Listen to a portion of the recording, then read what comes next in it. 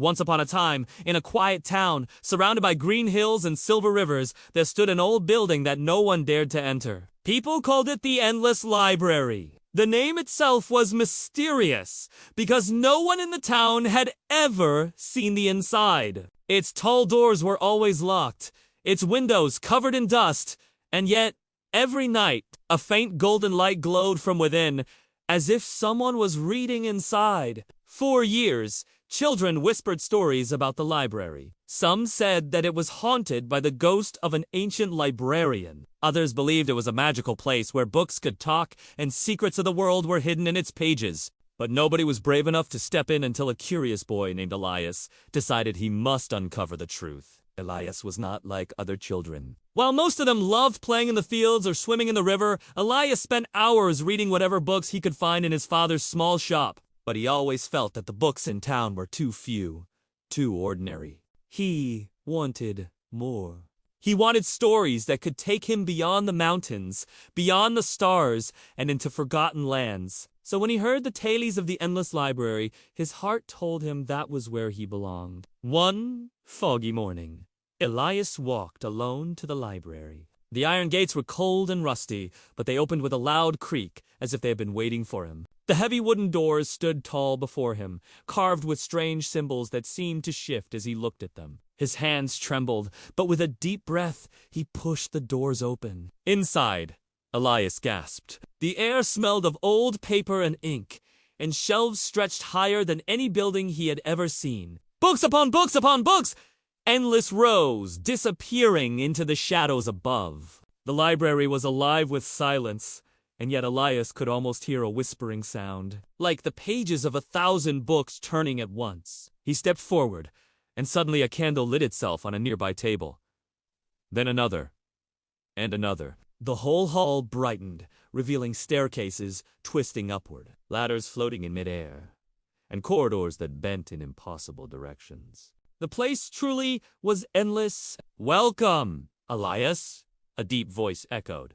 Elias spun around, but no one was there. The voice continued. "You are the first to enter in 100 years. The library has been waiting." Elias swallowed his fear. "Who are you?" he asked. "I am the keeper of stories," the voice replied. "This library contains every tale ever told, and every tale yet to come.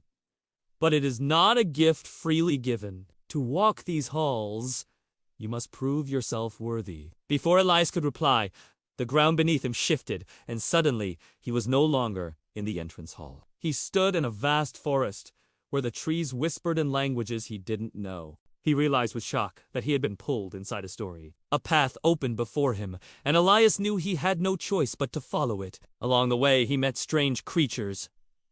A fox with golden eyes that spoke in riddles, a bird made of flame that lit the dark woods, and a river that could only be crossed if he remembered the words of an old poem. Each challenge tested his memory, his courage, and his kindness. Dazor.